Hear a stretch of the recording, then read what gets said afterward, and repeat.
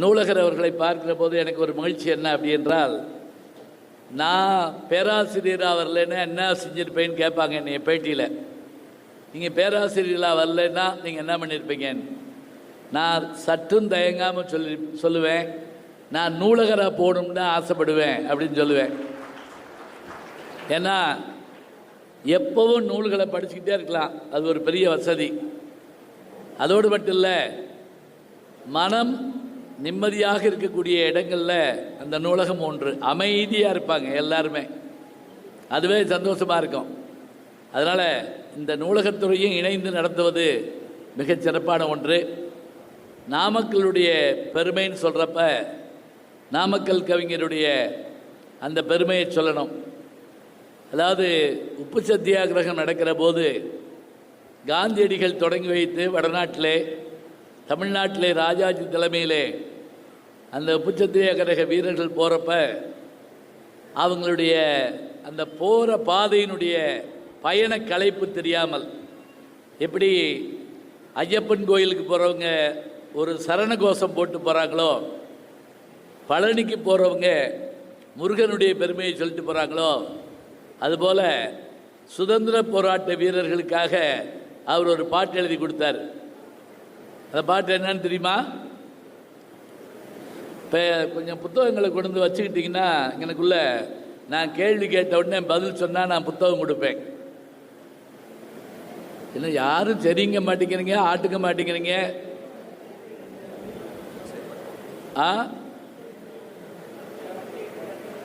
நீங்கள் உடனே செல்ல காதில் வச்சு அப்படியா அப்படின்னு கிளப்பக்கூடாது. மாப்பிள்ளை இங்கே கேள்வி கேட்குறாங்க வராத அப்படின்னு யாருக்காவது ஃபோன் பண்ணக்கூடாது. பேசுறது கேட்குதா? பின்னாடி கேட்குதா? பின்னாடி கேட்குதான்னு கேட்டேனே, கேட்குதா? கேட்கலையா? சரி, நல்லா அமைதியாக உட்காந்து கேளுங்க. நேரலை தான் போயிட்டுருக்குன்னு சொன்னாங்க, அதனால் ஆயிரக்கணக்கான லட்சக்கணக்கான பேர் இருப்பாங்க. இங்கே வச்சுக்கிறவா? இப்போ இந்த முதல் கேள்விக்கு யாராவது விடை சொல்லிட்டீங்களா?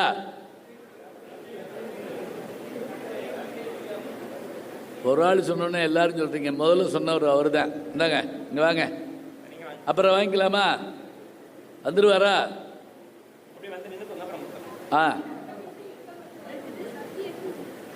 நித்தியத்தை சேரலாம். ஃபோட்டோ எடுத்துருக்கேன். அவர் வாங்க ஐயா, வாங்க. கத்தியின்றி ரத்தமின்றி யுத்தம் ஒன்று வருகிறது, சத்தியத்தின் நித்தியத்தை நம்பும் யாரும் சேரலாம். இதுதான் அந்த பாட்டோட வரி. சரியா? வாங்க.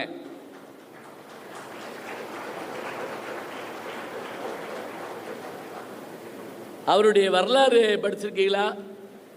அவருடைய வரலாறு, நாமக்கல் கவிஞருடைய வரலாறு படிச்சிருக்கீங்களா? சரி, ஊவே சாமிநாதர் அவருடைய வரலாறு படிச்சிருக்கீங்களா? அது அந்த புத்தகத்துக்கு பேர் என் சரித்திரம். எது? ஊவே சாமிநாதருடைய புத்தகத்துக்கு பேர் என் சரித்திரம். நாமக்கல் கவிஞர் எழுதின அவருடைய வாழ்க்கை வரலாறுக்கு பேர் என்ன தெரியுமா? என் கதை. அருமையாக சொன்னீங்க, வாழ்த்துக்கள். புத்தகம் நான் உங்களுக்கு தரேன், வாங்கிக்கங்க. என் கதை கட்டாயம் படிக்க வேண்டிய புத்தகங்களில் ஒன்று என் கதை. அவர் தன்னுடைய வாழ்க்கை வரலாறை மோகனூரில் தொடங்குவார். அவருடைய தந்தையார் நாமக்கல்லில் காவல்துறையில் அவர் கான்ஸ்டபிளாக இருக்கார். அப்படி இருக்கப்ப தன்னுடைய குடும்பம், தன்னுடைய தாயாருடைய வீரம், இது எல்லாத்தையும் அதில் அருமையாக எழுதுவார். சரி, இப்போ இன்னொரு கேள்வி வாங்க. அவர் எழுதின ஒரு கதை திரைப்படமாக தேசிய விருது பெற்றது. தெரியுமா உங்களுக்கு? சினிமா மட்டும் இப்படி சொல்றீங்க, கரெக்டா? மலைக்கல்லன். சரி, மலைக்கல்லன்ல முதல்ல ஒரு பாட்டு கூட உண்டு. தமிழன் என்றோர் இனம் உண்டு, தனியே அவருக்கு ஒரு குணம் உண்டுலாம் பாட்டு வரும். சரி, இருக்கட்டும். இப்போ நாமக்கல் கவிஞருடைய பெருமையை சொல்ல காரணம் என்ன அப்படின்னா, அவர் பிறந்த ஊர்லேருந்து பேசுகிறோம். என்னை அறிமுகம் பண்ணுறப்ப இவர் சோழவந்தான்னு மட்டும் சொல்லாமல் பாகனூர் கூற்றத்து சோழாந்தக சதுர்வேதி மங்கலம்னு ஒரு வார்த்தையை சொன்னார்.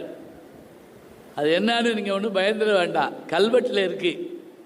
அதாவது பாகனூர் கூட்டம்னா என்னன்னா, கூற்றம் அப்படின்னு அர்த்தம். கூற்றம்னா என்ன அர்த்தம்னா, இந்த டிஸ்ட்ரிக்ட் தாலுக்குன்னு பிரிக்கிறோம் பார்த்தீங்களா, அது மாதிரி நம்முடைய முன்னோர்கள் பிரித்து வச்சுருக்காங்க.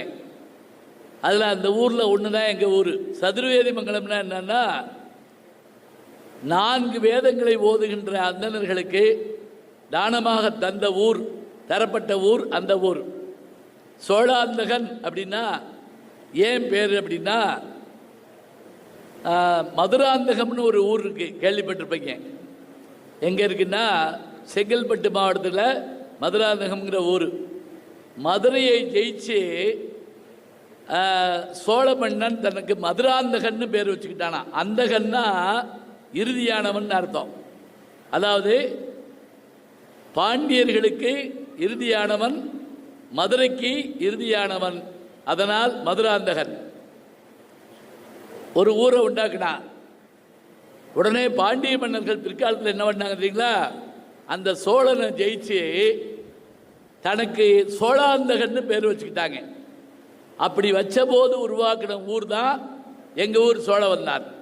அது மதுராந்தகம், இது சோழாந்தகம். அங்கே ஒரு ராமர் கோயில் இருக்கு, அதே மாதிரி இங்கே ஒரு பெருமாள் கோயில் இருக்கு. அந்த 2 சிற்பமும் ஒரே மாதிரியே இருக்கும். ஆச்சரியம். இதெல்லாம் எங்கே பார்த்தேன் அப்படின்னா, எங்கள் ஊரில் இருக்கக்கூடிய ஒரு கல்வெட்டு மூலமாக நான் அதெல்லாம் பார்த்தேன். பேனை கூட ஆஃப் பண்ண சொல்லுங்க, தலைமுடி கலையுது அதுக்காக. அது வேண்டாம், நான் அங்கிட்டு இப்படி தள்ளி வச்சுருங்க. இல்லை அவங்களுக்கு வரட்டும். இருக்கிற பேனை ஆஃப் பண்ணி விட்டு அவங்க கவலைப்படக்கூடாது. இந்த விருந்துக்கு போய் வியாதிக்காரன் பக்கத்தில் உட்காரக்கூடாதும்பாங்க. அப்படின்னா என்ன தெரியுமா, ஒன்றும் இல்லை, நான் ஒரு விருந்தில் சாப்பிட போனப்ப எனக்கு முன்னாடி ஒருத்தர் உட்கார்ந்துருந்தார். அல்வா கொண்டு வந்தாங்க. நோ போ சுகர் அப்படின்னார். எனக்கு வைக்காமல் போயிட்டாங்க. அந்த ஏரியாவிலே எவனுக்கு வைக்கலை. அவர் எது வந்தாலும் வேணாங்கிறாரு. எங்களுக்கு இல்லாமல் போயிடுது. அது இருக்கட்டும், பரவாயில்ல, காற்று போட்டு அந்த பக்கம் வரட்டும். இப்போ நான் சொன்ன அந்த இதெல்லாம் எதுக்காக சொல்கிறேன் அப்படின்னா, ஒரு ஊரை பற்றி தெரிஞ்சுக்கிட்டா ரொம்ப நல்லதுங்க. அந்த காலத்தில் பேர் வைக்கிறப்ப ஊர் பேர், நம்ம அப்பா பேர், நம்ம பேர் இப்படி தான் வைப்பாங்க. உதாரணமாக உத்தமநாதபுரம் வேங்கட்ராமன் சுவாமிநாதன், ஊவேசா, அதான் பேர். அதே போல் டிஆர் மகாலிங்கம், அவர் யாருன்னு கேட்டால் தென்கரை ராமச்சந்திரன் மகாலிங்கம். எங்கள் ஊருக்கு தென்கரை அவர், வடகரை நாங்கள். சரி, இப்போ நான் ஒருத்தர் பேரை அதே மாதிரி சொல்கிறேன், அவர் யாருன்னு சொல்லுங்கள். மருதூர் கோபாலமேனன் ராமச்சந்திரன். அதெல்லாம் கரெக்டாக சொல்லிடுவீங்க. எம்ஜிஆர். சரி, இப்போ இன்னொரு இது சொல்கிறேன்.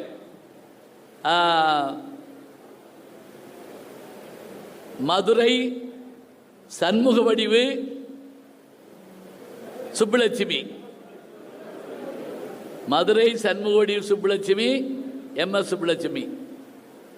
எதுக்குன்னா பாருங்க, ஊர் பேரு, அம்மா பேரு, அப்பா பேர் மாதிரி அம்மா பேர் வைக்கிற வழக்கம் இருக்கு. அதே மாதிரி கொடுமுடி பாலாம்பாள் சுந்தராம்பாள், KB சுந்தராம்பாள். நான் யாரையும் லண்டனில் இருக்கவங்கள சொல்லலை, அல்லது அமெரிக்காவில் இருக்கவங்கள சொல்ல, நம்ம ஊருக்காரவங்க. நமக்கு நம்ம வரலாறு தெரியணும், நம்முடைய முன்னோர்களுடைய பேர் தெரியணும். நான் ஜப்பானுக்கு போயிருந்தப்ப ஒரு வீட்டில் 48 தலைமுறைக்கான அந்த பேர் இருந்துச்சுங்க.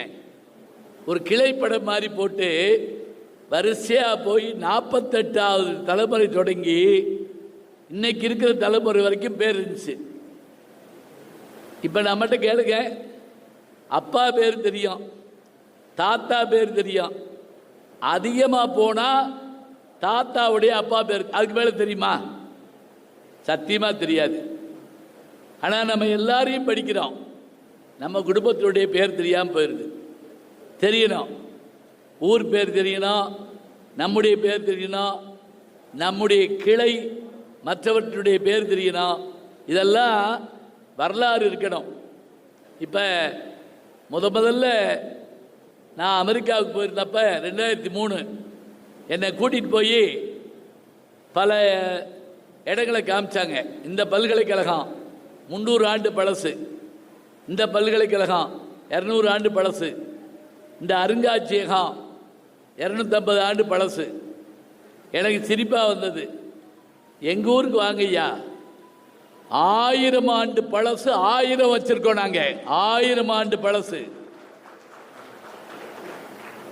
ராஜராஜ சோழனுடைய அந்த கைவண்ணம் தான் அந்த கோவில், பெருவுடையார் கோயில், தஞ்சை பெருவுடையார் கோயில் 1000 வருஷமா நிற்கிது. எத்தனை மழை, எத்தனை புயல், எத்தனை நிலநடுக்கம், எது வந்தாலும் அது நிற்கிது. அதெல்லாம் விடுங்க. படையெடுப்புகள் எத்தனை, நம்ம மேலே படையெடுக்காத ஆளே கிடையாது. அத்தனை படையெடுப்பையும் தாங்கி நிற்குது. நீங்கள் சிவகாமியின் சபதம் படிச்சிருக்கீங்களா? யார் எழுதுனது? கல்கி. மாணவர்கள்லாம் வந்திருக்காங்களா? மாணவர்கள் இருக்காங்களா? வீட்டில் இருக்காங்களா? ஏன்னா இங்கே இருக்கவங்க ரொம்ப சங்கடப்படுறாங்க, யோசிக்கிறாங்க. பொன்னியின் செல்வன் படிச்சிருப்பீங்களே, படம் வந்துருச்சு. அதே கல்கி எழுதுன சிவகாமியின் சபதம். அதில் 2ஆம் புலிகேசி காஞ்சியை முற்றுகையிடுறப்ப, காஞ்சிபுரத்தை அவன் எல்லாத்தையும் அழிக்கிறான். ஆனால் அவன் போய் ஒரு இடத்த பார்த்துட்டு அதை அழிக்க அவனுக்கு மனசு வரல, அப்படியே சுற்றி பார்த்துட்டு திரும்பிடுறான். இதை கல்கி தன்னுடைய கதைக்கேற்ப அருமையாக எழுதியிருப்பார். அப்படி அந்த 2ஆம் புலிகேசியவே மயக்கிய ஒரு கோயில் எது தெரியுமா? கைலாசநாதர் கோயில். எங்கே இருக்கு? காஞ்சிபுரத்தில் இருக்கு. நீ தயவு செஞ்சு நம்ம ஊரில் இருக்கக்கூடிய இந்த சிற்பங்கள், கோயில்கள், இதெல்லாம் அதை பக்தி அல்லது வேறு, அதெல்லாம் ஒரு பக்கங்க. வரலாறுகளை போல தெரிஞ்சுக்குங்க. அது தெரிஞ்சுக்கிட்டா அது நமக்கு ஒரு பெரிய அபூர்வமான ஒன்று. இந்த இருக்கு சேலம் பக்கத்தில் தாரமங்கலம்னு ஒரு ஊர் இருக்குது. அந்த தாரமங்கலம் கோயிலுக்கு போனீங்கன்னா தூணில் 2 சிற்பம் இருக்கும். ஒரு தூணில் ராமன் அப்படி வில்ல வளைச்ச மாதிரி இருக்கும். இன்னொரு தூணில் வாலியும் சுக்ரீவனும் சண்டை போடுற மாதிரி இருக்கும். இது என்ன ஒரு சாதாரணம் தானே நினைக்கலாம். இதில் தான் விஷயம் இருக்கு. ராமன் நிற்கிற தூணுகிட்ட இருந்து பார்த்தா அந்த வாலியும் சுக்ரீவனும் சண்டை போடுறது தெரியும். கொஞ்சம் தள்ளி அந்த வாலியும் சுக்ரீவனும் சண்டை போடுற இடத்துல இருந்து பார்த்தா ராமனுடைய சிற்பம் தெரியாது. ஏன் தெரியுமா? ராமன் வாலியை மறைந்திருந்து கொன்றான்ங்கிற விஷயத்த அந்த சிற்பி தெரிஞ்சு வச்சிருக்கான். அதனால நம்ம கோயிலுக்கு போறப்ப அது என்ன இது என்னன்னு கேட்டு தெரிஞ்சுக்கிறோம். தெரிஞ்சுக்கிட்டா நல்லது. நான் சொல்ற மாதிரி பக்தி வேணும், பணிவு வேணும், மற்றவையெல்லாம் வேணும். அதே போல அந்த அதில் சொல்லப்பட்டிருக்கூடிய செய்தி கட்டாயம் தெரியணுங்க. எப்பயாவது நீங்கள் கோல்கொண்டா கோட்டைக்கு போனீங்கன்னா, ஹைதராபாத்தில் கோல்கொண்டா கோட்டைக்கு போனீங்கன்னா அங்கே இருக்கிற கைடோட உள்ளே போங்க. எங்கே போனாலும் வழிகாட்டி உள்ளே இருக்கணும், கூட வரணும். அவங்க தான் அரிய விஷயங்களை சொல்லுவாங்க. கோட்டை மேலே இருக்குது, அந்த மலை மேலே அந்த கோட்டை இருக்குது. அந்த கோட்டைக்கு தண்ணீர் எப்படி போகுதுன்னா வெந்நீர் போகுதுங்க.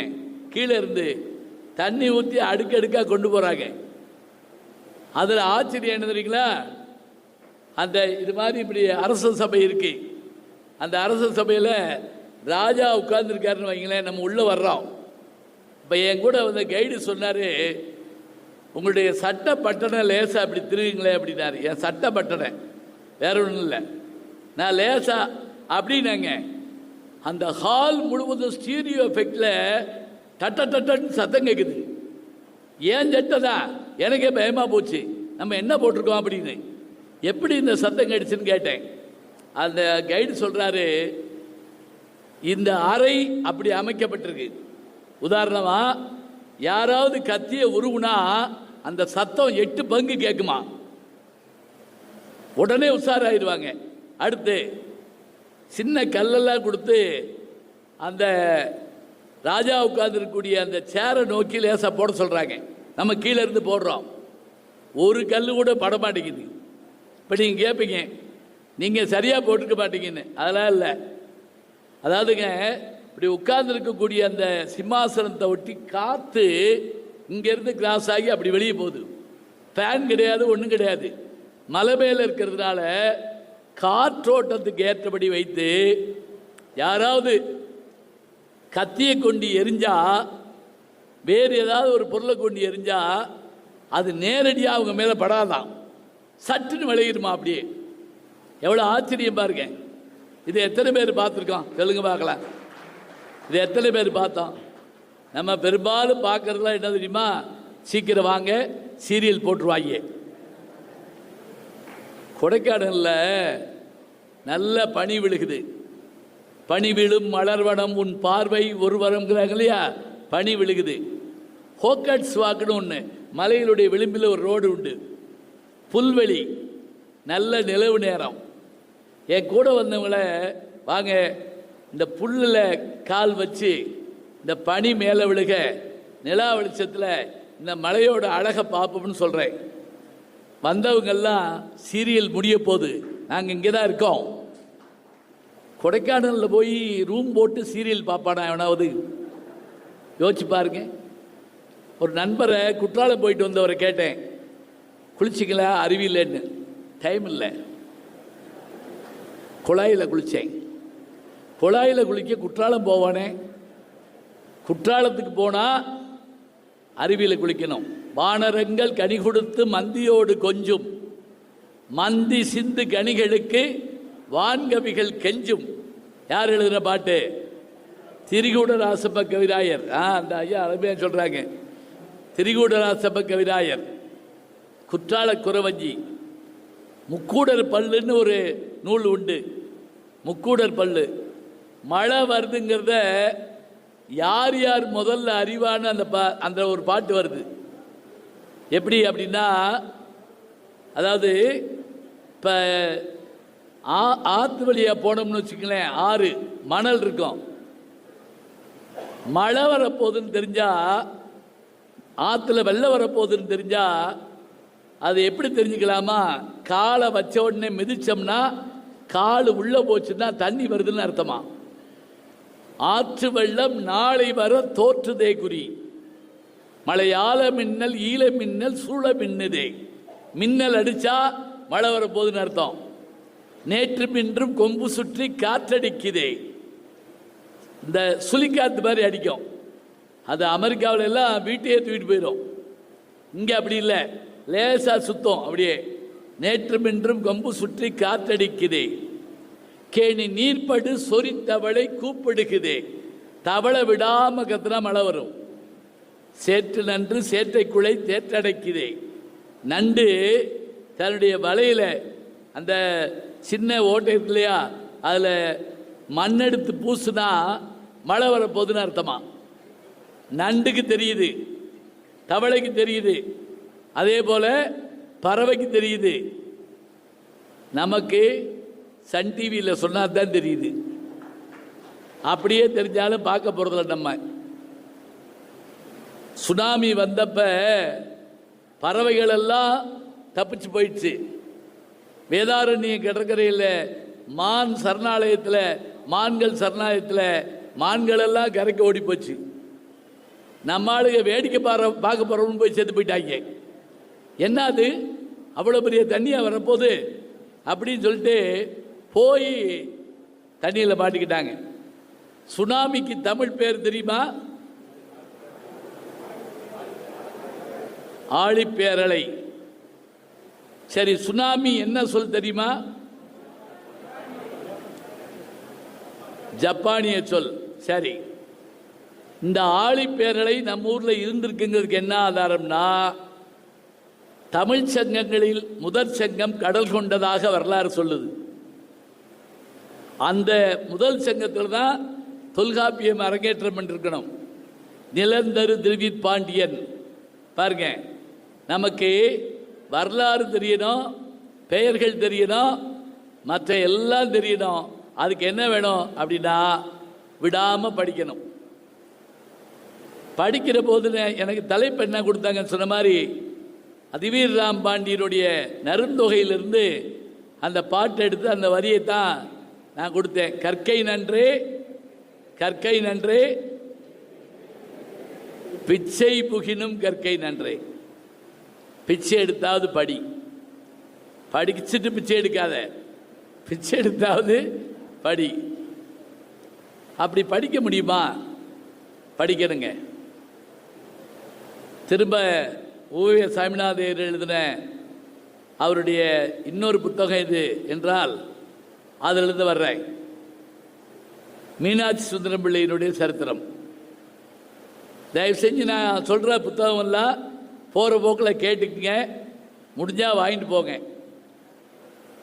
புத்தக திருவிழாவுக்கு வர்ற போது கட்டாயமாக ஒரு புத்தகமாவது வாங்குங்க. ஒரு உழவர் சந்தைக்கு போனால் காய்கறி வாங்கிட்டு 5-6 கருவேப்பிள்ளையும் கொத்தமல்லி வாங்கிட்டு போவோம். அதுபோல் நாம் எல்லாத்தையும் பார்த்துட்டு கையில் ஒரு புத்தகத்தோடு போனால் நல்லாயிருக்கும். சரி, ஏன் பிச்சை எடுத்து படிக்கணும் அப்படின்னா 2 விஷயம் உங்களுக்கு சொல்கிறேன். ரொம்ப நாளைக்கு முதல்ல திரிசரபுரம் என்கின்ற திருச்சிக்கு அருகில் இருக்கக்கூடிய ஒரு ஊரில் ஏறத்தாழ ஒரு 200 வருஷம் பழசு நான் சொல்கிறது. அதில் ஒரு பையன் தன்னுடைய வாத்தியார்கிட்ட சின்ன பள்ளிக்கூடத்தில் படித்தான். அப்புறம் அந்த வாத்தியார் சொன்னார், எப்பா எனக்கு தெரிஞ்சதெல்லாம் சொல்லி கொடுத்துட்டேன், ஆத்திசூடி, கொன்றைவேந்தன், நருந்தொகை, ஏழிலும் தமிழ்னு சொல்லக்கூடிய எல்லாம் சொல்லி கொடுத்துட்டேன். இனிமே நீ யாப்பிலக்கணம் படிக்கணும்னா நீ யார்கிட்ட படிக்கணும் அப்படின்னா அந்த இலக்கணம் தெரிஞ்சவங்ககிட்ட தான் படிக்கணும். இந்த பையனுக்கு படிக்க ஆர்வம், ஆள் சொல்லிக் கொடுக்க வாத்தியார் இல்லை. அப்போ அந்த பையன் கவலையோடு இருந்தப்ப அந்த ஊருக்கு ஒரு சன்னியாசி வந்தார். அவர் யார் அப்படின்னா, அந்த காலத்தில் இந்த தோளில் என்ன செய்வாங்க அப்படின்னா, இப்படி ஒரு உலக்க மாதிரி போட்டு அதில் சங்கிலியில் தராசு தட்டு மாதிரி வச்சு அதில் பானையை வச்சு அதில் அவங்க வந்து அரிசி வாங்குவாங்க, யாசகம் கேட்டு பிச்சை எடுப்பாங்க. அப்படி ஒருத்தர் அங்கே வர்றாரு. இந்த காவடி மாதிரி அதை தோளில் தூக்கிட்டு வருவாங்க. அவர் வர்றாரு, அவருக்கு நல்ல இலக்கணம் தெரியும்னு சொல்கிறாங்க. இந்த பையன் போய் அவர்கிட்ட, ஐயா எனக்கு நீங்கள் இலக்கணம் சொல்லி கொடுக்கணும், எவ்வளவு சம்பளம் கொடுப்பேன்னு கேட்டார். அவர், நானே ஏழை விட்டு பையன், எனக்கு எதுக்கு சம்பளம்? சரிப்பா சாப்பாடு போடுறியா? எனக்கு அதுவும் முடியாது. என்னப்பா பணமும் கொடுக்க மாட்டேன், சாப்பாடு போட மாட்டேன், என்ன செய்யலாம்? ஒன்றும் இல்லை, நீங்கள் தோளில் தூக்கிட்டு இருக்கீங்களே பிச்சை பாத்திரம், இந்த பிச்சை பாத்திரத்தை என்கிட்ட கொடுங்க, நான் தூக்கிட்டு வர்றேன். எங்கெங்கே உங்களுக்கு நேரம் கிடைக்குதோ அங்கெல்லாம் எனக்கு இலக்கணம் சொல்லி கொடுங்க. அவருக்கு ஆச்சரியம், இப்படி ஒரு பையனா, சரி இந்தாப்பா அப்படின்னு அவர் அந்த பையன்கிட்ட கொடுத்துட்டாரு. அந்த பையன் அந்த பிச்சைக்காரர் தோளில் தூங்கின இதை தான் தோளில் வச்சுக்கிட்டு அவர் பின்னாடியே போகிறாங்க. அவர் போய் அம்மா தாயே அப்படின்னு பிச்சை கேட்குறாருன்னு வச்சுக்கங்க, இந்த பையன் நிற்பான். ஒரு திண்ணையில் உட்கார்ந்தா அப்போ பாடம் சொல்லி கொடுப்பாரு, கேட்டுக்கிடுவான். இப்படியே 6 மாதம் அவரிடத்தில் அந்த பையன் படித்தாங்க. அந்த படித்த அந்த பையன் போகிற போது, நான் உங்களுக்கு தர ஒன்றும் இல்லையேன்னு சொன்னால் அவர் சொன்னார், அப்படிலாம் சொல்லாத, இப்படி ஒரு மாணவனை பெற நான் தான் புண்ணியம் பண்ணியிருக்கணும் சொல்லிட்டு போனார். அப்படி அந்த சன்னியாசியினுடைய பிச்சை பாத்திரத்தை தோளிலே தூக்கி கொண்டு இலக்கணம் படித்தவர் தான் திரிசரபுரம் மீனாட்சி சுந்தரம் பிள்ளை என்ற ஊவே சாமிநாதையருடைய ஆசிரியர். அவருக்கு என்ன பேர் தெரியுமா? கலிகால கம்பன்னு பேர். 1,00,000 பாட்டு எழுதினவர், 1,00,000 பாட்டு. அப்படி எழுத காரணம் என்ன தெரியுமா? இப்போ நீங்கள் நினச்சி பாருங்க, நமக்கு அரசாங்கம் படிக்க பள்ளிக்கூடம் கட்டி தருது, உடை கொடுக்குது, புத்தகம் கொடுக்குது, காலை உணவு மதிய உணவு அரசாங்கம் போடலாம்னு முதல்வர் ஆணையிட்டு இருக்காரு. சாப்பாடு, புத்தகம், படிக்க வசதி, சைக்கிள் எல்லாம் கொடுத்தாலும் நாம் என்ன வாங்குகிறோம்? 100க்கு 100 வாங்குறோமானா இல்லை. அதுக்கு ஒரு கதை படித்தேன். என்ன தெரியுமா? 99 வயசில் சாக கிடைக்கிற ஒரு அப்பா ஆஸ்பத்திரியில் இருந்தாராம். மகனை கூப்பிட்டுருக்காரு, இங்கே வாடா. மகனுக்கு வயசு 65 வயசு இருக்கான். மகனை கூப்பிட்டாரு, இங்கே வாடா. என்னப்பா அப்படின்னு போய் கேட்டிருக்கான். டேய், உண்மையை சொல்லு. நீ 8ஆம் கிளாஸ் படிக்கிறப்ப உன் கணக்கு பேப்பரை என்கிட்ட கொண்டு கொடுத்தில்ல, அதில் நீ 90 மார்க் வாங்கியிருந்தேன்னு போட்டுருந்துச்சுல்ல, உண்மையை சொல்கிறா. அந்த சைபரை நீ தானே போட்ட? எப்பா பேசாம படுப்பா. நேரம் கேட்பாங்களா? நீ சொல்லலைன்னா என் ஆத்மா சாந்தி அடையாது. சொல்லு, பேசாம படுப்பா. சைபர் நான் போடலப்பா. இல்லை, நீ சொல்லு, பேயா சுற்றி வருவேன். சொல்லு, சைபரை நீ தானே போட்ட? அவன் சொன்னா, எப்பா சத்தியமாக சைபரை நான் போடலப்பா, அந்த 9 தான்ப்பா நான் போட்டேன். அவங்க அப்பா என்ன நினச்சிருக்காரு? இவன் 9 மார்க்காவது வாங்கியிருப்பான், சைபரத்தை இவன் போட்டிருப்பான்னு நினச்சிருந்தா அவன் என்ன சொல்கிறான்? ஆனால் உண்மையை சொல்லியிருக்கான், சைபரை அவன் போடல. பாருங்க, இன்னைக்கு எல்லாம் கிடைச்சா படிப்பு இல்லைங்கிறோம். ஆனால் படிக்கணும்னு விருப்பம் உள்ளவன் எப்படி இருப்பான் தெரியுமா? நன்னூல்னு ஒரு இலக்கண நூல் இருக்குங்க. அந்த நன்னூல்கிற இலக்கண நூலை எழுதுனது யாருன்னு கேட்டிங்கன்னா பவணந்தி முனிவர். அவருக்கு ஒரு கோயில் இருக்குது தெரியுமா உங்களுக்கு? பெருந்துறை இருக்குல்ல, பெருந்துறைக்கு பக்கத்தில் ஜினபுரம் அப்படின்னு 2000 ஆண்டுக்கு முதல்ல பழைய பேர், இப்போ சீனாபுரம்னு பேர் அதுக்கு. அங்கே அவருக்கு ஒரு கோயில் இருக்குது. அந்த பவனந்தி, நான் போன இடத்துக்கு எதுக்குமே நீங்கள் போகலன்னு நினைக்கிறேன். நான் என்னதான் செய்வேன்? நான் இப்போ ஒன்றுமே எனக்கு சொல்ல முடியல. அங்கே போனீங்கள, நீங்கள் கேட்கலாம், நாங்கள் போகாத இடத்துக்குலாம் நீ ஏன் போன? போடும் தாங்க சொல்கிறேன். தமிழ் இலக்கணத்தில் நன்னூல் மாதிரி இனிமையானது எதுவும் இல்லைங்க. அதான் சொல்லுவார், படிக்கக்கூடிய ஆர்வம் உள்ளவன் பருகுவனன்னு ஆர்வத்திறன் ஆகியிருக்கணுமா. தாகமுடையவன் தண்ணீர் கழுவதை போல ஒருவனுடைய கல்வி அதை தேடி அலைய வேண்டியதாக இருக்கணும். இன்னைக்கு என்ன தெரிஞ்சுக்கலாம், இன்னைக்கு என்ன பார்க்கலாம். வாத்தியார்கிட்ட போய் பாடம் கேட்குறப்ப எனக்கு ஒரு அனுபவம் என்ன தெரியுங்களா? நான் ஒரு 2 வாழ்க்கை வாழ்ந்த மாதிரிங்க. எனக்கு என்ன 2 வாழ்க்கை? காலையில் கல்லூரிக்கு போவேன். போன உடனே ஒரு பையன் வந்து கேட்பேன், இன்னைக்கு நீங்கள் லீவுன்னு சொன்னாங்க அப்படிம்பா. இல்லைப்பா வந்துட்டேன். உடனே பக்கத்து போயிட்டேன். வந்தாலும் வகுப்புக்கு வர மாட்டாரா? வருவேன். அப்படியே வந்தாலும் பாடம் எடுக்க மாட்டாரா? எடுப்பேன். எடுத்துக்கோ அப்படின்னு போயிட்டாங்க. வகுப்பில் வெறுப்பாக உட்காந்துருப்பான், ஒரு வார்த்தை கூட கேட்காம உட்காந்துருப்பான். இது காலையில். அதே நாள் சாயங்காலம் நாமக்கல் மாதிரியோ சேலம் மாதிரியோ கரூர் மாதிரியோ ஏதாவது ஒரு ஊருக்கு நான் பேச போவேன். என்னை கூப்பிட்டுருப்பாங்க. பணம் கொடுத்து என்னை வரவழைச்சி 1000 பேர் என் பேச்சை கேட்க மகிழ்ச்சியாக உட்காந்துருப்பாங்க. இது மாலையில். காலையில் எப்படா இவன் லீவ் எடுப்பேன் அப்படியே இருக்கிறது. அது பருவம், அவ்வளோதான். வகுப்பு எப்போ அமைதியாக இருக்கும் நான் பார்த்துருக்கேன். நீங்கள்லாம் மாணவர்கள் தானே? வகுப்பு எப்போ அமைதியாக இருக்கும்? எக்ஸாம் பேப்பர் திருத்தி கொண்டு வந்து கொடுக்க வர்றாங்கல்ல, செத்து கூட போகலாமான்னு யோசிப்பேன். ஒரு வாத்தியார் பேப்பர் கொடுத்தாரு, 98 மார்க் வாங்கிட்டு ஒரு பொம்பளை பிள்ளை தேம்பி தேம்பி அழுதுருக்கு. 2 மார்க் போச்சு. இங்கிட்டு ஒரு பையன் 12 மார்க் வாங்கிட்டு கெக்கன்னு சிரிச்சிருக்கான். வாத்தியார் கோவத்தோடு கேட்டார், ஏய் வெக்கமா இல்லை? 98 வாங்கிட்டு அழுகுது, நீ 12 வாங்கிட்டு சிரிக்கிற. அவன் சொன்ன இந்த 12 எப்படி போட்டான்னு தெரியல, எவனோ ஒருத்தன் படிக்காமல் திருத்திருக்கான். யார் எங்களை தான் சொல்கிறான் படிக்காமல் திருத்தின பையன்னு. இப்போ பாருங்க, நாம் படிக்க வேண்டிய காலத்தில் படிக்காமல் விட்டுட்டோம்னா அப்புறம் நினச்சி பார்த்தா கூட நிற்காதுங்க.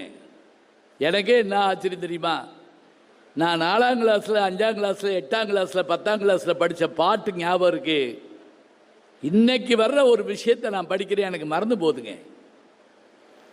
அது காரணம் என்ன என்றால் மறதி நமக்கு காலம் தந்த வரம்னு கூட சொல்லலாம். மறந்து தான் ஆகணும், வேறு வழி இல்லை. அவங்க மருத்துவரமாக இருக்காங்க தெரியும். சில இது எரைசர் ஆகலேன்னு வச்சுக்கோங்க, தேவையில்லாதெல்லாம் ஞாபகம் வச்சுக்கிட்டே அலைவாங்க சில பேர், பூர்வ ஜென்ம ஞாபகம் மாதிரி. அப்போ நல்ல விஷயத்தை படிக்கணும்னா பிச்சை எடுத்தாவது படிக்கணும். கற்கை நன்றே கற்கை நன்றே பிச்சை புகணும் கற்கை நன்றேன்னா அதுதாங்க காரணம். சரி, நான் இன்னொரு கதை சொல்கிறேன்னு சொன்னேன். இதுவும் நான் படித்தது தான். A chicken soup for the soul அப்படின்னு ஒரு புத்தகம் ஆங்கிலத்தில். அதாவது நம்முடைய ஆன்மாவுக்கு கொஞ்சம் சூப் தர்றாங்களா. இப்போ நான் வர்றபோது முடவாட்டுக்கால் சூப் கொடுத்தாங்க. நான் ரொம்ப நாளாக அது ஆட்டுக்கால் சூப்புன்னு நினச்சிக்கிட்டு இருந்தேன். அது முடவாட்டுக்கால்ங்கிறது அது என்னன்னா, அது ஒரு கிழங்கோட சூப்புன்னு சொல்கிறாங்க. அது எவ்வளோ மாற்றங்களை தருதுன்னு பாருங்க. அப்போ ஒரு செய்தியை நம்ம ஞாபகம் வச்சுக்கிறதுக்கு என்ன வேணுங்கிறதுக்காக சொல்கிறேன். ஒரு கதை படித்தாலோ ஒரு வரலாறு படித்தாலோ அது நமக்கு நினைவில் இருக்கணுங்க. அந்த புத்தகத்தில் ஒரு செய்தி வந்துருச்சு, நான் படித்தேன். அதாவது லண்டனில் ஒரு பெரிய பிரபு கோடீஸ்வரர், அவருடைய மகன் ஒருத்தன், அவ்வளோ பெரிய வல்லமை உள்ளவன். அந்த பையன் ஒரு நாள் நண்பர்களோடு சேர்ந்து பனிச்சறுக்கு விளையாட்டுக்கு போனான். அந்த ஊர்லெலாம் மழை பெஞ்சு, இப்போ நம்ம ஊரில் மழை பெஞ்சா மழையில் சுற்றுவோம், அங்கே பனியில் சறுக்கி விளையாடுவாங்க. அவன் என்ன பண்ணா, சறுக்கி விளையாடுறோம்னு பனிக்குளத்துக்குள்ளே விழுந்துட்டான். பனிக்குளம்னா மைனஸ் இத்தனை டிகிரி மாதிரி. அந்த பையன் விழுந்துட்டான். யாரும் தூக்க மாட்டேங்கிறாங்க. நீச்ச தெரியாதுன்னு இல்லை, உள்ளே போனால் கை கால் ஃப்ரீஸ் ஆயிரும். இப்போ அங்கே மாடு மேய்ச்சிக்கிட்டு இருந்த ஒரு பையன் ஓடியாந்து, இதே வயசு பையன், படார்னு குதிச்சு அந்த பையனை தூக்கிட்டாங்க. அந்த பையனை தூக்கிட்டு மேலே கொண்டு வந்துட்டான். 2 பேரும் மயக்கம் போட்டாங்க. அதுக்குள்ள அந்த பையனுடைய அப்பாவுக்கு தகவல் போய் அவர் சாரட்டு வண்டி எடுத்துட்டு வந்துட்டார். பிள்ளைய பார்த்தாரு, பிழைச்சிட்டான்னு சொன்ன உடனே அவருக்கு ரொம்ப சந்தோஷம். அந்த பையனை கூப்பிட்டு கேட்டாராம், அந்த மாடு மேய்க்கிற பையனை. அவனுக்கு குளிரில் நடுங்கிட்டு இருந்திருக்கான். உனக்கு என்ன வேணும் சொல்லு, என் பையனை காப்பாற்றிட்டேன். மாடு வேணுமா, வீடு வேணுமா, பணம் வேணுமா, என்ன வேணும் சொல்லு. அவன் சொன்னா, என்னை படிக்க வைப்பீங்களா அப்படின்னு கேட்டான். என்னை படிக்க வைப்பீங்களா? அந்த பிரபு கொஞ்சம் அசந்து போனார். ஓ வாழ்நாளெல்லாம் படி, அவ்வளோ செலவையும் நான் ஏற்றுக்கிறேன். காலங்கள் உருண்டோடின. அந்த பிரபுவனுடைய மகன் காப்பாற்றப்பட்டார்ல, அவன் தான் அந்த நாட்டினுடைய பிரதம மந்திரியாக மாறினார். அப்படி பிரதம மந்திரியாக மாறியிருந்த அவருக்கு திடீர்னு விஷக்காய்ச்சல் வந்தது. விஷக்காய்ச்சல் வந்த உடனே அந்த பெரியவர் அப்போ இருக்காரு, எவ்வளவோ மருத்துவம் பார்க்குறாங்க, காப்பாற்ற முடியல. அப்போ எல்லாரும் சொன்னாங்க, புதிதாக ஒரு இளம் மருத்துவர் வந்திருக்காரு, அவரை கூட்டு வந்து காட்டுவோம். அந்த மருத்துவர் இந்த பையனுக்கு ஏற்பட்ட காய்ச்சலுக்காக 1 மாதம் போராடினாருங்க. போராடி காப்பாற்றிட்டார். காப்பாற்றின உடனே அந்த பையன் பிழைச்சிக்கிட்டாரு. இப்போ அந்த அப்பா, வயதான அப்பா அந்த மருத்துவர் கையை பிடிச்சிக்கிட்டு, என் மகனை காப்பாற்றினதுக்கு நன்றினாராம். மருத்துவர் சொன்னாராம், 1 முறை அல்ல 2 முறை காப்பாற்றியவன் நான் தான் அப்படின்னாராம். எப்படி அப்படின்னு அவர் கேட்டுக்காரு. ரொம்ப வருடங்களுக்கு முதல்ல பனிக்குளத்தில் உங்கள் பையன் விழுந்த போது ஒரு மாடு மேய்க்கிற சிறுவன் உங்கள் மகனை காப்பாற்றினானே, அவனை நீங்கள் படிக்க வைப்பதாக சொன்னீர்களே, அப்படி காப்பாற்றியவன் நான் தான். உங்கள் பணத்தில் படித்த மருத்துவனும் நான் தான். இப்போது உங்கள் மகனை காப்பாற்றி இருக்கிறேன். இதோட கதை முடியல. அப்படி காப்பாற்றப்பட்ட அவர்தான் வின்சென்ட் சர்ச்சில். ஞாபகம் வச்சுக்கோங்க. இந்த வி ஃபார் வெக்ட்ரின்னு காட்டுவார் இல்லையா, வின்சென்ட் சர்ச்சில். அவரை காப்பாற்றிய அந்த மருத்துவர் தான் பென்சிலின் என்கின்ற அந்த இன்ஜெக்ஷன் அதை கண்டுபிடிச்சவர். பேர் என்ன?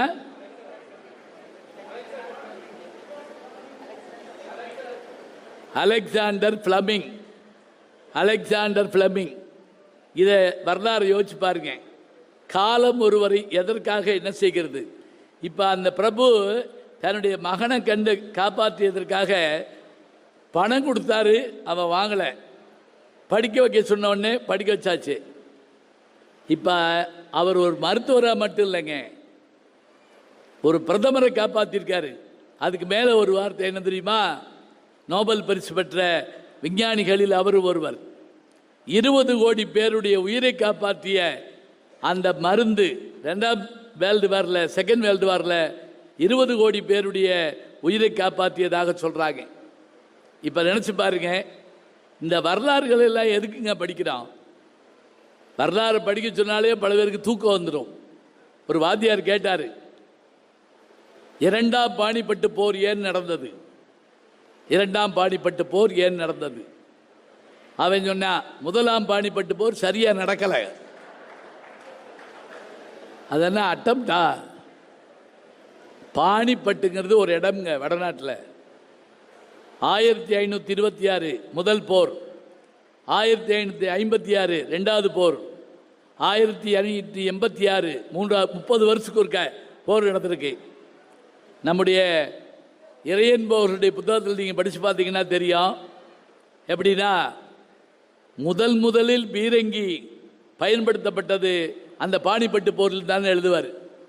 வரலாறு படித்தா தான் நமக்கு அதனுடைய அருமை தெரியும். நான் உலகம் உங்கள் கையில் ஒரு புத்தகம் எழுதியிருந்தேன். அந்த புத்தகத்துக்கு இறையன்பவர்கள் தான் முன்னுரை கொடுத்துருந்தார். அந்த முன்னுரையை படித்து பார்த்துட்டு எனக்கு 1000 விஷயம் யோசனை வந்துச்சு. ஏன்னா, ஒரு சின்ன தீபத்தை பொருத்தி விட்டால் அந்த தீபம் எப்படி வெளிச்சத்தை தருதோ அதுபோல் உன்னை படிக்கிற போது நமக்கு 1000 வெளிச்சம் கிடைக்கணுங்க. வேற ஒன்றும் வேண்டாம். நான் நார்வே நாட்டுக்கு போயிருந்தேன். இப்போ நீங்கள் ஒன்றே சொல்லக்கூடாது, 4 வேல போகிறதெல்லாம் நார்வேல போகிறதுன்னு சொல்லாது. இல்லை, உண்மையிலேயே போயிருந்தேன். அந்த நாட்டில் என்னை ஒரு பெரிய அரங்கத்துக்கு கூப்பிட்டு போனாங்க. அது என்ன அரங்கம்னு கேட்டால், நோபல் பரிசுகள் தரக்கூடிய ஒரு அரங்கம். அதில் பல்வேறு நாடுகளில் தர்றாங்க. அதை ஒரு குறிப்பிட்ட இதுக்கு மாத்திரம் அங்கே வச்சு கொடுக்குறாங்க. சரி, நோபல் பரிசுலாம் சாதாரணம் இல்லை. ஆனால் அது எப்படி உருவாச்சுன்னு நினச்சிங்கன்னா ஆச்சரியமாக இருக்கும். ஆல்பர்ட் நோபல்னு ஒருத்தருங்க. அவர் யாருன்னு கேட்டால் டைனமைட்டை கண்டுபிடிச்சவர், வெடிமருந்து கண்டுபிடிச்சாரு. கோடிக்கணக்கில் பணம் சேர்த்தார். ஒரு நாள் அவர் வீட்டில் காலை உணவு அருந்திக்கிட்டு இருந்தார். வீட்டு வேலைக்காரம்மா அப்படி கூட்டிக்கிட்டு இருந்திருக்கு. அப்போ பேப்பரை பார்த்து பயந்து போனார். அதில் என்னன்னா, இவர் செத்து போனார்னு அதில் போட்டிருக்கு பேப்பரில். ஆல்பர்ட் நோபல் மரணம் அப்படி கூட அவன் போடுற. ஒரு மரண வியாபாரியின் மரணம். ஒரு மரண வியாபாரியா? என்ன, வெடிகுண்டு விற்றதுனால அவருக்கு மரண வியாபாரி. இவர் என்ன பண்ணியிருக்காரு, சரி ஏன்னா நம்ம தான் தப்பாக பார்க்குற பொண்ணு அந்த வேலைக்காரம்மாட்ட, ஏம்மா ஆல்பர்ட் நோபல் இறந்து போயிட்டாருன்னு போட்டுக்காம்மா. அந்தம்மா சொல்லுது, அவன் சாகட்டும், நல்லது தான், வெடி மருந்தை கண்டுபிடிச்சா. அந்த அம்மாவுக்கே தெரியல இவர்ன்றதே வேலை பார்க்குறோம்னு. இப்போ தான் இவர் யோசிச்சாருங்க, இந்த பேரோடையா சாகிறது, வெடிமருந்துங்கிற பேரோடையா சாகிறது. தான் சொத்துக்கள் முழுவதையும் ஒரு ட்ரஸ்ட்டுக்கு அப்படி எழுதி வச்சாருங்க. அந்த ட்ரஸ்ட் தான் ஆல்பர்ட் நோபலுடைய ட்ரஸ்ட்டு. அதில் அவர் என்ன எழுதினார் தெரியுமா? உலகத்தின் அமைதிக்காக யார் பாடுபட்டாலும் அவர்களுக்கு ஒரு நோபல் பரிசு. அதே போல் இயற்பியல், வேதியியல், ஒவ்வொன்றுக்கும் கவிதை, எல்லாத்துக்கும் நோபல் பரிசு சொத்தப்புற எழுதி வச்சு இப்போ நமக்கு நோபல் என்ற பேர் வந்தால் அந்த கொடையாளருடைய பேர் தான் ஞாபகத்துக்கு வருதே தவிர மரண வியாபாரியின் பேர் ஞாபகத்துக்கு வரல. இதில் ஒரு ஆச்சரியம் தெரியுங்களா? இலக்கியத்துக்கு நோபல் பரிசு பெற்றவர் இந்தியாவில் முதல்ல யார் தெரியுமா? ரவீந்திரநாத் தாகூர். சரியா சொல்றீங்க. இப்போ தான் சபை சூடு பிடிச்சிருக்குன்னு அர்த்தம். இதை கூட வித்தியாசமாக இது பண்ணுவாங்களாம். ஒரு பையன்கிட்ட வாத்தியார் கேட்டிருக்காரு, சொல்றா தேசிய கீதத்தை எழுதியவர் யார்? ஷர்மிளா டாகூர் அப்படின்னு இருக்கான். 5 மார்க் போட்டாராம். ஏன்னா பாதி ரைட் இல்லை, தாகூர்னு வருது இல்லையா? ஷர்மிளா டாகூர்ங்கிறது ஒரு நடிகை. ரவீந்திரநாத் தாகூர் அவருடைய பேர். அவருக்கு இலக்கியத்துக்கான நோபல் பரிசு அவர் எழுதின கீதாஞ்சலிக்காக கிடைச்சது. அப்பதான் தமிழர் ஒருவர் பரிசு வாங்கினார். பிப்ரவரி 28 என்ன நாள் தெரியுமா? இந்தியாவினுடைய அறிவியல் தினம், நேஷனல் சயின்ஸ் டே. பிப்ரவரி 28 ஞாபகம் வச்சுக்கோங்க. அன்னைக்கு தான் சர் சி.வி. ராமன் தன்னுடைய அந்த தியரியை சப்மிட் பண்ணுறாரு. எப்படி ஒளிவிலகல் சொல்கிறோம் இல்லையா, அதை கொடுக்குறாரு. அதுக்கு தான் நோபல் பரிசு கிடைக்குது. இப்போ இயற்பியலுக்கு இவர் வாங்குறாரு, இலக்கியத்துக்கு அவர் வாங்குறாரு. இப்போ திருப்பி உங்களுக்கு கேள்விக்கு வர்றேன். நீங்கள் நினைப்பீங்க இந்த ஆள் புத்தி போகாது போட்டிருக்கே, கேள்வி கேட்கறதுன்னு. நோபல் பரிசு இயற்பியலுக்கு இருக்கு, வேதியியலுக்கு இருக்கு, இலக்கியத்துக்கு இருக்கு. ஆனால் ஒரே ஒரு இதுக்கு அவர் நோபல் பரிசு எழுதி வைக்கல. எதுக்கு தெரியுமா?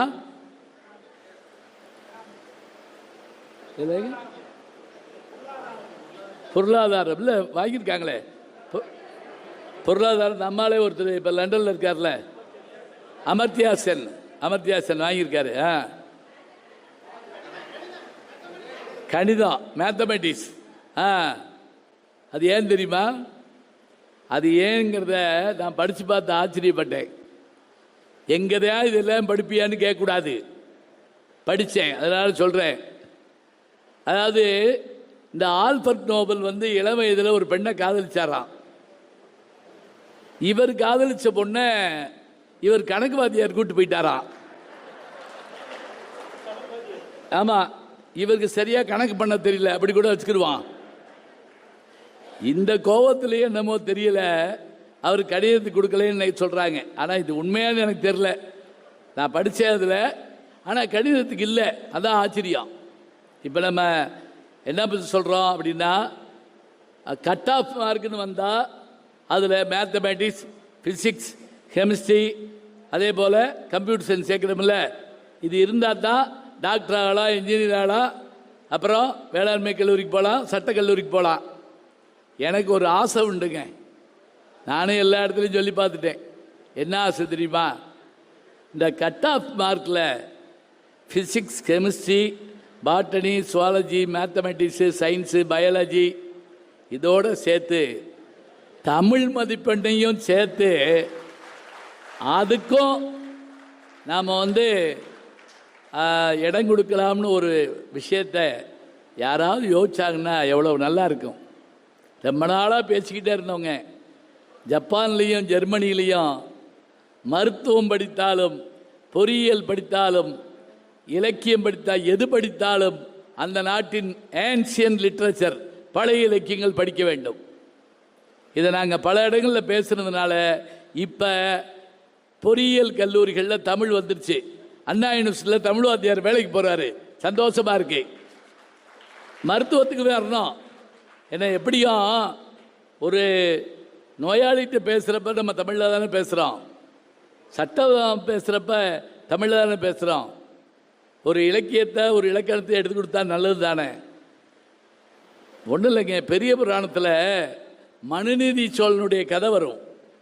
அந்த கண்ணகி சொல்லுவாள்ல, எப்படி பாண்டிய நாட்டுக்கு டேய் திருடாதே கணவனை திருடன்னு சொல்லி கொண்டு விட்டியடா அப்படின்னு மன்னன்ட்ட பேசுகிறப்ப ஆரம்பிப்பா, தேரா மன்னா செப்புவதுடையன் எல்லாரும் சிறப்பின் இமையவர் வியப்ப புல்லுரு புண்கண் தீர்த்தோ நன்றியும். அந்த பாட்டு இருக்கட்டும். அதில் தன்னுடைய கன்றை கொன்றவனுடைய அந்த தீச்செயலுக்கு நீதி கேட்டு ஒரு பசுமாடு வந்து மணி அடிச்சுச்சான். இது கதையில் வருது. அந்த கன்றை கொன்றது யாரு என்றால் அந்த அரசனுடைய மகனாக்கிய அந்த இளவரசன். அவன் தேர் ஏறி வர்ற போது அந்த கன்று ஊடால வந்துருச்சு. இப்போ மன்னன் கூப்பிட்டு என்ன செய்யறான், பசுவினுடைய துன்பத்தை போக்க அந்த குற்றத்தை செஞ்சவனை கொல்லணும்னு நினைக்கிறான். இவன் மகன்னு சொல்கிறாங்க, அவன் பின்வாங்கலை. அவன் மகனாக இருந்தாலும் சரி தேரில் ஏற்றி கொள்ளணும். எல்லாரும் மறுக்கிறாங்க, நான் ஏற்றி கொள்றேங்கிறான். அப்போ அந்த மந்திரி ஒரு வார்த்தை சொல்கிறாருங்க, என்ன தெரியுமா, மன்னா இந்த கன்று அறியாதது, இளங்கன்று பயமறியாது ஒன்று. இன்னொன்று, அவன் ராஜ வீதியில் தான் வண்டி ஓட்டியிருக்கான். அதாவது பொதுமக்கள் போகிற பாதை இல்லை, அது அவர்களுக்கான பாதை. அடுத்தது, கன்று தேர்காலினுடைய பின்காலில் தான் விழுந்திருக்கு, பின் சக்கரத்தில். இப்போவும் கார் ஓட்டுறவங்களுக்கு தெரியும், டிரைவருக்கு தெரியாமல் பின்னாடி விழுந்தா அவர் மேலே தப்பு இல்லை. இன்னைக்கு சொல்கிறோம் போக்குவரத்து விதி, அதை அன்னைக்கு பெரிய பிராணத்தில் சொல்கிறாங்க. அந்த கன்று அறியாமல் விழுந்தது, பின் சக்கரத்தில் விழுந்தது. எனவே அந்த இளவரசனை நாம் கொல்ல வேண்டாம். ஆனால் அந்த மன்னன் கேட்கல. கேட்காம என்ன பண்ணுறாரு, தன் மகனை தன்னுடைய தேர்காலில் வச்சு கொல்ல போகிறப்ப உடனே இறைவன் தோன்றி உன்னுடைய நீதிக்கு பாராட்டுறேன் அப்படின்னு சொல்கிறாரு. இது நான் எதுக்கு சொல்கிறேன் தெரியுங்களா, இன்னைக்கு நம்ம சொல்கிற சட்டமெல்லாம் சோழர் காலத்திலேயே இருந்திருக்கு. இதுதான் ஆச்சரியம். நமக்கு பல செய்திகளை எடுத்து சொல்கிறப்ப கேட்க கேட்க அருமையாக இருக்கணுங்க. முந்தா நாள் கூட திருப்பூரில் நாம் இலக்கியங்களை படிப்பது எதற்காக, இன்புற்று மகளவா அல்லது பின்பற்றி வாழவான்னு பேசினோம்.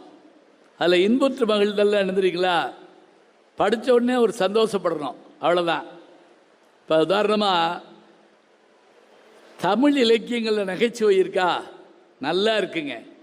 நம்ம தான் பார்க்கறது இல்லை. ஹியூமர் இருக்கா அப்படின்னு கேட்டுக்கிட்டு இருக்கோம்ல, நல்லா இருக்கு. நம்ம கேட்கணும், படிக்கணும். ஒரு ரெண்டு ஹியூமர் சொல்கிறேன். நேரம் ஆயிடுச்சு நினைக்கிறேன். முடிவு நேரம் வந்துருச்சுங்களா, முடிஞ்சிருச்சா? இதை முடிச்சிடலாம். ஏன்னா நான் முதல்ல கேட்காம போனேன் எவ்வளவு நேரம் பேசுகிறேன்னு. ஏன்னா ஒரு ஊருக்கு போயிருந்தப்ப நான் அந்த ஊர் பஞ்சாயத்து போர்டு தலைவர்கிட்ட எவ்வளவு நேரம் பேசுகிறோம்னு கேட்டேன். அவர் ஒடியாந்து என் கையை பிடிச்சிட்டு கண்ணீர் விட்டார். இப்படி கேட்காதீங்கய்யா, உங்கள் ஊர் எவ்வளவு நேரம் வேணாலும் பேசுங்க, நாங்கள் போயிடுவோம் அப்படின்னாரு. எங்களுக்கு வேலை இருக்குல்ல. அப்புறம் என்ன, நான் வேலையை ஏற்றவன், நான் ஊராக வந்து பேசிக்கிட்டு இருக்கேன். அதனால் நேரம் சுருக்கமாக பேசிடுவோம். காளமேக புலவர்னு ஒருத்தரை கேள்விப்பட்டிருப்பீங்க. அவர் வசைபாட காளமேகம்பாங்க.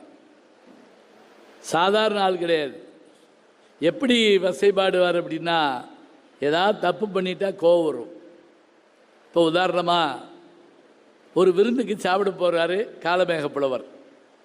அப்போயெல்லாம் விருந்து எப்படி, தரையில் உட்காந்து இலை போட்டு பரிமாறுவாங்க. அதான் உண்மையிலே நல்ல முறை.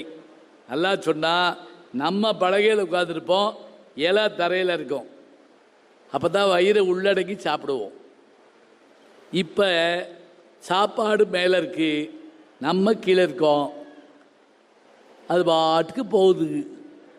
அப்புறம் டாக்டர்கிட்ட போய் மெலியலைன்னு ஒருத்தன் போய் டாக்டர்கிட்ட உடம்பு மெலியலேன்னு கேட்டான். அவர் சொன்னார், சரி நீ மெலியணும்னா 2 சப்பாத்தி சாப்பிடு அப்படின்னாரு. சாப்பாட்டுக்கு முந்தியா பிந்தியா அப்படின்னு கேட்டான். நீ ஜென்மத்துக்கு மெலிய மாட்ட, அதென்ன மாத்திரையா, முந்தியா பிந்தியான்னு கேட்டா. சரி, சாப்பாடு தரையில் போட்டு இலை போட்ட வச்சாச்சு. பரிமாறி சாப்பிட்றாங்க. அப்போ அதில் பாயசம் ஊற்றுறாங்க. பல பேர் அதில் அப்பளத்தெல்லாம் போட்டு நொறுக்கி வித்தியாசமான சாப்பிடுவாங்க. இவர் சாப்பிட்டுக்கிட்டு இருக்காரு காலமேக புலவர். எதிர்த்தாப்பில் ஒருத்தர் இப்போல்லாம் இந்த பின்குடிப்பி வைக்கிற மாதிரி முன்குடிப்பி வைப்பாங்க சில பேர், அவர்களுக்கு சோழியர்கள்னு பேர். முன்குடிப்பி வச்ச ஒருத்தர் முன்னாடி உட்காந்து நல்ல காலை சப்பனங்கால் போட்டு, அதுக்கு பேர் என்ன, சமணக்கால்னு பேர்.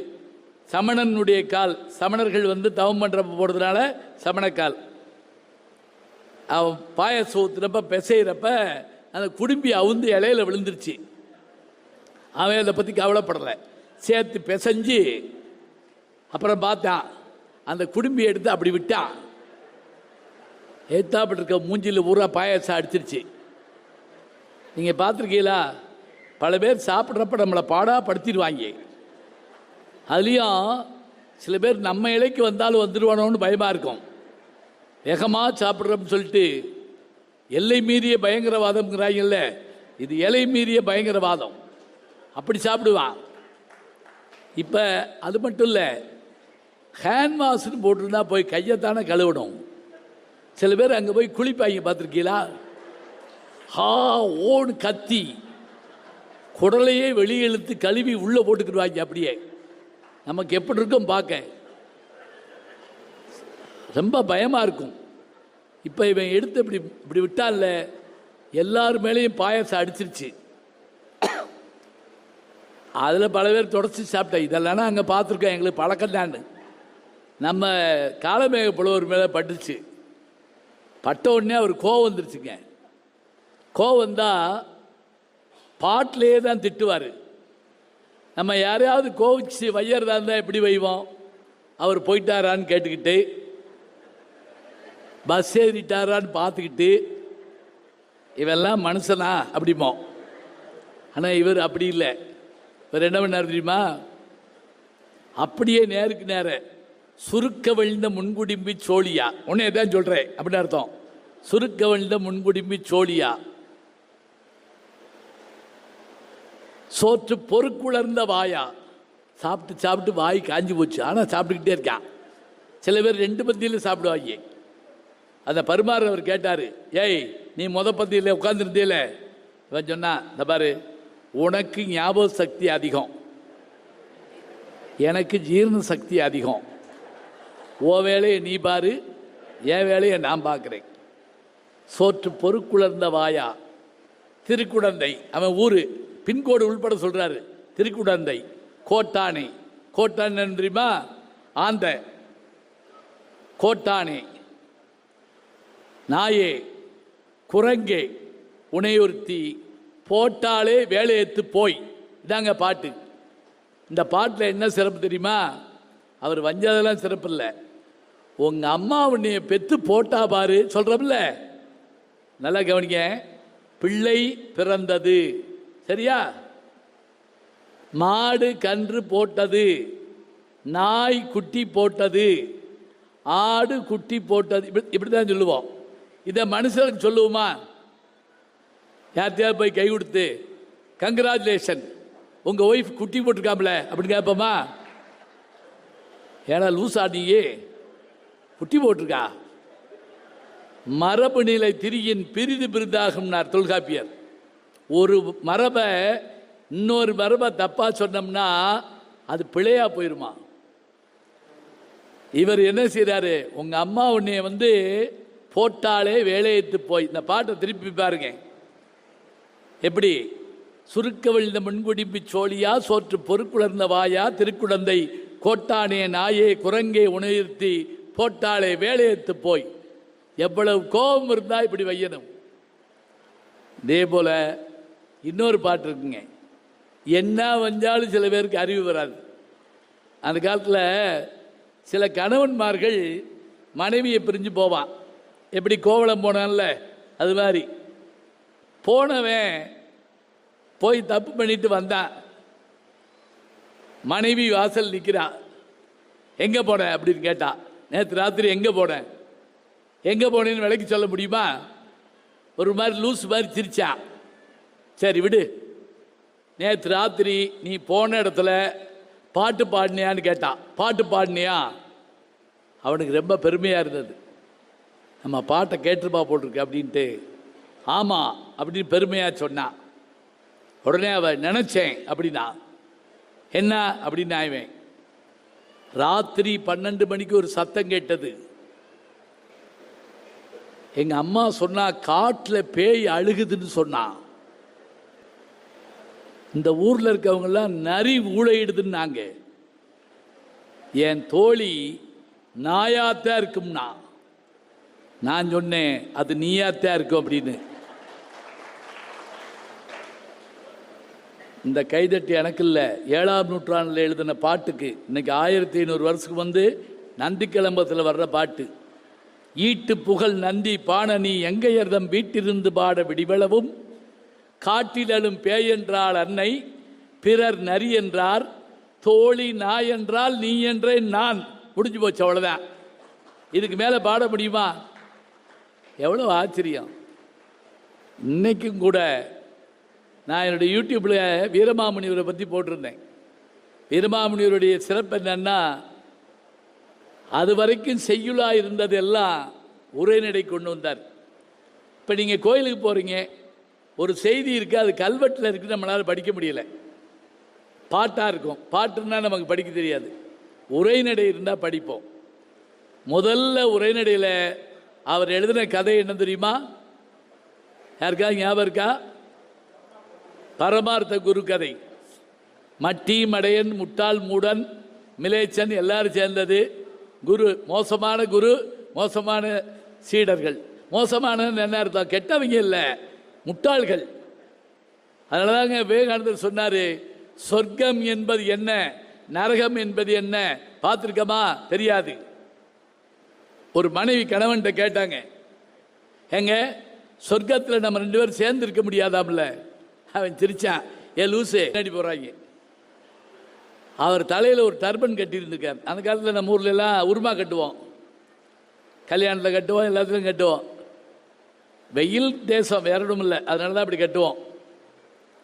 இப்போ ஒரு வேப்ப மர கொப்பு இவர் தலையில் பட்டு அந்த உருமா கீழே விழுந்துருச்சு. குதிரை போயிட்டே இருந்திருக்கு. குருநாதர் கேட்டார், டேய் என் தலையில் கட்டிருந்த அந்த உருமா எங்க? ஒருத்தன் கேட்டான், நீங்கள் தினம் கட்டுவீங்களே அதா? ஆமாடா. பட்டில் நெஞ்சிருக்குமே அதா? ஆமாடா. நீளமாக இருக்குமே அதான். எலே ஆமாடா. எங்க? 3 மைலுக்கு அங்கிட்டு கிடக்குது அப்படின்னாங்க. ஏன்டா எடுக்கலைன்னாரு. நீ இங்கே எடுக்க சொன்னீங்களா? சரி, இனிமே எது கீழே விழுந்தாலும் எடுங்க. கொஞ்ச நேரம் கழிச்சு அந்த குதிரை சாணம் போடுச்சு. ஒருத்தி வேட்டியை கழட்டி அள்ளிட்டு வந்துட்டான். இதை ஏன்டா கொண்டு வந்தேன்னாரு. எடுக்கக்கூடாதுன்னு சொன்னீங்களா? அப்போ என்ன பண்ணலாம்? எது விழுந்தா எடுக்கலாம், எது விழுந்தா எடுக்கக்கூடாது, ஒரு பட்டியல் கொடுங்க. உடனே பட்டியல் கொடுத்தாரு. இது விழுந்தா எடுக்கலாம், இது விழுந்தா எடுக்கக்கூடாது, இது விழுந்தா எடுக்கக்கூடாது, இது விழுந்தா எடுக்கலாம். அதை கையில் வச்சுட்டு போகிறாங்க. குதிரை அப்படியே ஒரு மலை மேலே அப்படி ஏறி போகிறப்ப தடுக்கி உருண்டு ஒரு பள்ளத்தில் விழுந்து, அவர் குருநாதர் விழுந்து குதிரை அவர் மேலே விழுந்து அவர் கத்துறாரு, தூக்கு தூக்குங்கிறாரு. எடுக்க வேண்டிய பொருளில் பார்க்குறாங்க, அவர் பேர் இல்லை, போயிட்டாங்க. நினச்சி பாருங்க, பெரிய தவளையை பிடித்த பாம்பு முழுங்கவும் முடியாமல் துப்பவும் முடியாமல் இரவு முழுவதும் போராடி 2ம் சாவதை போல நல்ல குரு கிடைக்காவிட்டால் நல்ல சீடன் கெட்டு போவான். நல்ல சீடன் கிடைக்காவிட்டால் அது குருவுக்கு துன்பத்தை கொடுக்கும். அதனால் குருவும் சீடனும் சிறப்பாக இருந்தால்தான் கல்விக்கு வழி கிடைக்கும் என்று நம்முடைய விவேகானந்தருடைய வார்த்தையை வைத்தே நாம் சொல்லலாம். 1000 விஷயங்கள் இந்த உலகத்தில் இருக்குங்க. இன்னைக்கு எந்த செய்தி வந்தாலும் படிக்க பாருங்க, அன்னைக்கு எந்த செய்தி வந்தாலும் படிக்க பாருங்க. சிலபஸ் தான் படிப்பேன்னு படிக்காதீங்க. ஒரு பேப்பரில் கடலப்பருப்பு வாங்கி திங்கிறோம், தின்னு முடிச்சுட்டு அந்த பேப்பரை அப்படி பெரட்டுறோம். அது பின்னாடி ஒரு சின்ன கவிதை இருந்துச்சுன்னு வைங்களேன், அதை படிக்கிற போது அந்த சாப்பிட்ட கடலையை காட்டு அது சுவையாக இருந்துச்சுன்னு வைங்களேன், நமக்கு அதாங்க வாழ்க்கையில் இனிமையான ஒன்று. அதனால தான் திருவள்ளுவர் சொல்வார், எப்பா விடாமல் படி, ஒருமைக்கண் தான் கற்ற கல்வி ஒருவருக்கு எளிமையும் ஏமாப்புடைத்து. நீ ஒரு முறை படி, அது 7 ஜென்மத்துக்கு உனக்கு கூட வரும். நம்பிக்கை இல்லையா? ஒரு தடவை படி, உன் 7 தலைமுறைக்கு அது உன் கூட வரும். உன் கூட இருக்கக்கூடிய தலைமுறை முழுவதும் கூட இருக்கும். அதனால் தயவு செஞ்சு புத்தகத்தை தான் படிப்பேன், நான் தான் பாஸ் பண்ணிட்டேன்ல, நான் தான் வேலைக்கு வந்துட்டேன்ல சொல்லாதீங்க. அதுக்காக படிக்கலை. நான் அமெரிக்காவில் பேசி முடிச்சுட்டு இறங்க போகிறப்ப அங்கெல்லாம் என்ன வழக்கம்னா கேள்வி கேட்கறது வழக்கம். இங்கே அப்படி கொண்டு வரணும். 20 நிமிஷம் பேசணும், 20 நிமிஷம் கேள்வி கேட்கணும். ஃபுல்லாக பேச்சாலே ஊரை விட்டே ஓடி போயிடுவான். இன்ட்ராக்ஷன் இருக்கணும். ஒருத்தர் கேட்டாருங்க என்கிட்ட, நான் பேசி முடிக்கிறேன், எந்திரிச்சு கேள்வி நேரம், அப்படி கை தூக்குனார். அவர் டிஷர்ட்டோ பாதி பனியன் மாதிரி போட்டிருந்தார், பெர்முடாஸ் போட்டிருந்தார், கூட்டத்துக்கு வந்திருக்காரு, பாத்ரூம் செப்பல் போட்டிருந்தார், ஒரு மாதிரி அலட்சிய முகத்தோட கண்ணாடி போட்டுக்கிட்டு, சார் நான் தமிழ் படிக்கலை, நான் இலக்கியமும் படிக்கலை, ஒன்றும் படிக்கலை, தமிழும் படிக்கலை, இலக்கியம் படிக்கலை. இன்றைக்கி நான் என்ன தெரியுமா சம்பளம் வாங்குகிறேன்? 75 லட்சம். பில்கேட்ஸ் கம்பெனியில் வேலை பார்க்குறேன். இலக்கியம் படிக்காட்டி, தமிழ் படிக்காட்டி வாழ முடியாதா? அதான் சோறு போடுவான். இதெல்லாம் எதுக்கு படிக்கணும்?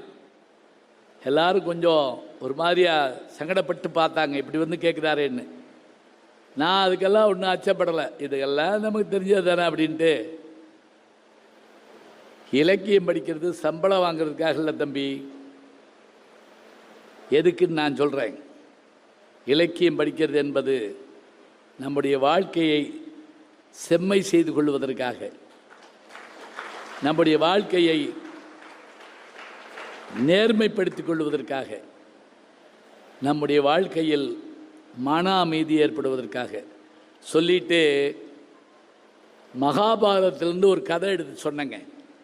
13ஆம் நாள் போர் சர்க்கத்திலிருந்து ஒரு கதை எடுத்து அந்த அவர் கேள்வி கேட்டவருக்கு பதில் சொல்கிற மாதிரி நான் சொல்லி முடித்தேன். அந்த உட்கார்ந்துருந்த ஒரு 500 பேரும் நான் சொல்லி முடித்த உடனே எந்திரிச்சுன்னு கைதட்டாங்க. நன்றி, வணக்கம்.